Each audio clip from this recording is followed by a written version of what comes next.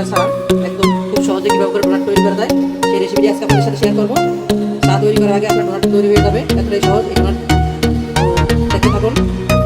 আরেকবার হলো এভাবে করে আরও তৈরি করে খাবেন আর খেয়ে কেমন হয়েছে অবশ্যই কমেন্ট বক্সে কমেন্ট করে জানাবেন। আজকে আমার এই দারুণ মজা এবং খুব সহজ ডোনাট রেসিপি যদি ভালো লেগে থাকে আমার ইউটিউব চ্যানেলকে সাবস্ক্রাইব করে আমার ইউটিউব চ্যানেলের সাথে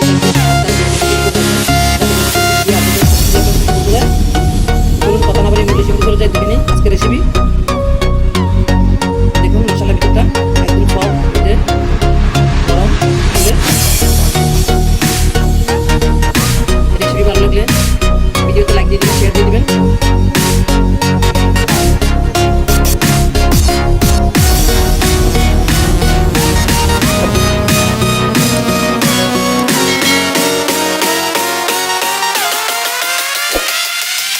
ডোনাট বানানোর জন্য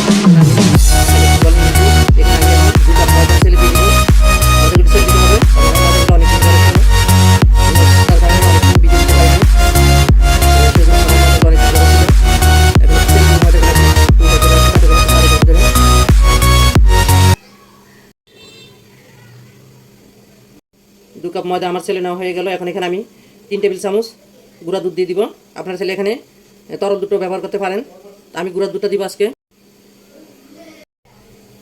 দিয়ে দিব স্বাদ মতো লবণ। প্রথমে দুধ আর ময়দাটাকে আমি একটু মেখে নিব এভাবে করে। দিয়ে দিব 3 টেবিল চামচ চিনি, মিষ্টিটা যার স্বাদ মতো দিবেন। দিয়ে দিব 1 টেবিল চামচ ইস্টটা বেশি দিবেন না, তাহলে গন্ধ আসবে, খেতে পারবেন না। ইস্ট দিয়ে এখন আমি একটু হাত দিয়ে একটু মেখে নিব। তারপর আমি হালকা গরম পানি দিয়ে এটাকে একটা ডো তৈরি করে নিব। পানি দেওয়ার আগে এখানে আমি 2 টেবিল চামচ রান্নার তেল দিয়ে দিব। বাকি তেলটুকু আমি দিয়ে দিলাম, দিয়ে এখন একটু মেখে নিচ্ছি। আবার এখানে আমি হালকা কুসুম গরম পানি নিয়েছি, হাতটা সময় মতো করে। এই যে এখন আমি এই পানিটা দিয়ে একটু করে দিব আর ডো তৈরি করব। আপনারা এখানে পানির পরিবর্তে এখানে তরল দুধ ব্যবহার করতে পারেন।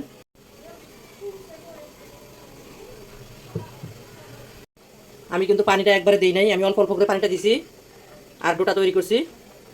তো ডোটা একটু নরম, একটু সফট হবে।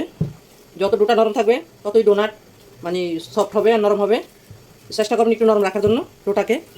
দেখুন ডোটা এরকম নরম হবে, একদম বেশি নরম হবে না, আবার একদম শক্তও হবে না, একটা সফট একটা ডো হবে। এই যে এরকম থাকবে এরকম। এখন আমি শেষ পর্যায়ে আর একটু তেল হাতে নিয়ে 1 চা চামচের মতো ডোটার উপরে মেখে দিব, যাতে করে ডোটা মানে ড্রাই হয়ে না যায়, শক্ত হয়ে না যায়। সেজন্য ডোটাকে একটু ভালো করে মতে নিতে হবে, প্রায় মানে 6-7 মিনিটের মতো, তাহলে ডোনাটা অনেক সুন্দর হবে। ডোটাকে আমি 6-7 মিনিট ভালো করে একদম সক্কে মতে নিছি। এখন আমি আর একটু উপর দিয়ে তেল দিয়ে আমি এটাকে রেস্টে রেখে দিব মোটামুটি 1 ঘন্টার জন্য।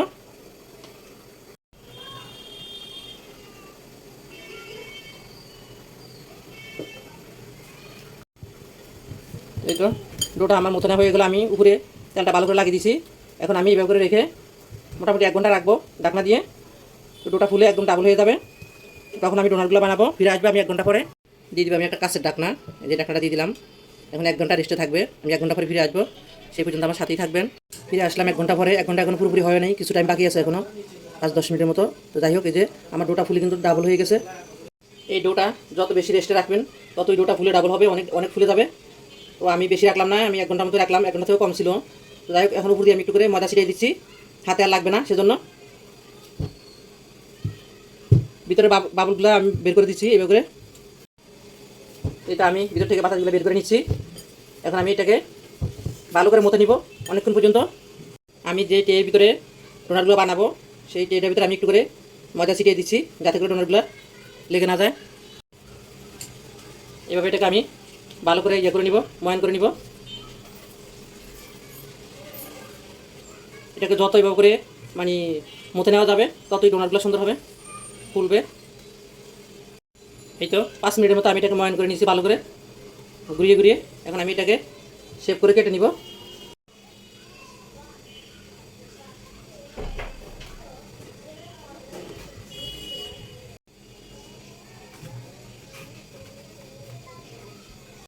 ডোটাকে আমি 8 ভাগে ভাগ করে নিয়েছি। এখন আমি এভাবে করে করে রাউন্ড শেপ দিয়ে নিব, সুন্দর করে একটা ফিনিশিং দিয়ে দিব, যাতে করে দেখতে সুন্দর লাগে।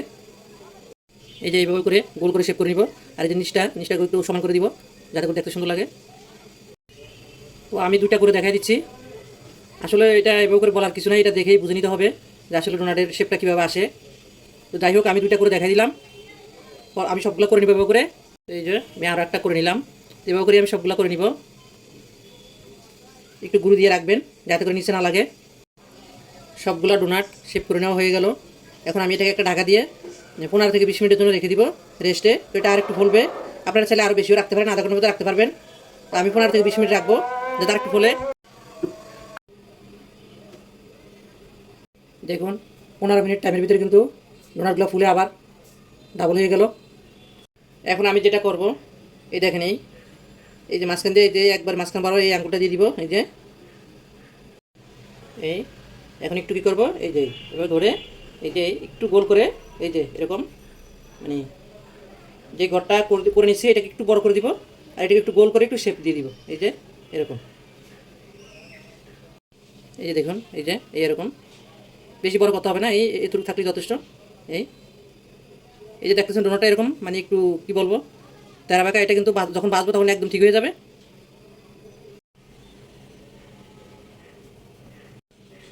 এই যে আমি দুইটা করে দেখাই দিলাম আবার আপনাদেরকে, তা আপনারা বুঝে নেবেন দেখেই। এই যে এটা একটু এখন একটু বাঁকা তারা থাকবে, যখন বাজবেন তখন একদম সমান হয়ে যাবে, প্লেন হয়ে যাবে। এই যে এরকম করে নেবেন, এই যে এরকম ডোনারের শেপ দিয়ে নেবেন। এই যে দেখেন খুব সহজেই কত সুন্দর করে আমি ডোনারের শেপ দিয়ে নিলাম। এখন আমি চুলার কাছে চলে যাবো বাঁচতে। তেলটা গরম হয়ে গেল। তেলটা পুরোপুরি গরম করা যাবে না, মানে হালকা গরম করতে হবে। একদম বেশি গরম করলে দেখা যাচ্ছে ডোনাটগুলো পুড়ে যাবে উপর দিয়ে, আর ভিতরে কাঁচা থেকে যাবে। সেজন্য আমি হালকা গরমই দিয়ে দিলাম। বিসমিল্লাহির রহমানির রহিম।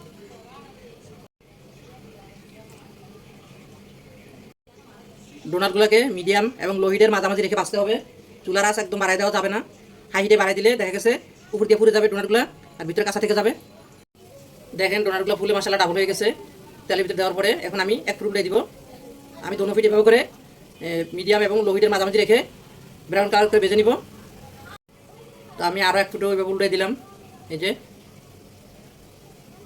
এই তো আমার এই ডোনাটগুলো হয়ে গেছে। আমার ডোনাটগুলো এই ফুটি ফুট করে উল্টে ভেজে নিতে 4 থেকে 5 মিনিট লাগছে। একটু আস্তে আস্তেই বাঁচতে হবে সবাই নিয়ে। এখন আমি এগুলো তুলে নিব।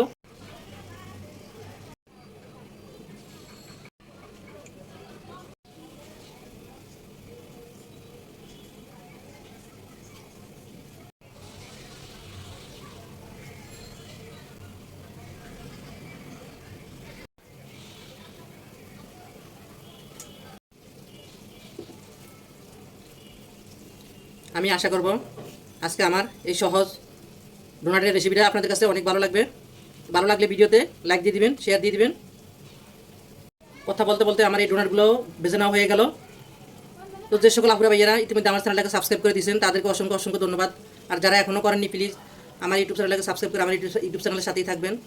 পাশে থাকা বেল আইকনটা ক্লিক করে রাখবেন যাতে করে নতুন নতুন ভিডিও আপলোড দেওয়ার সাথে সাথে আপনার কাছে পৌঁছে যায়। তো রেসিপিটা আছে এই পর্যন্তই।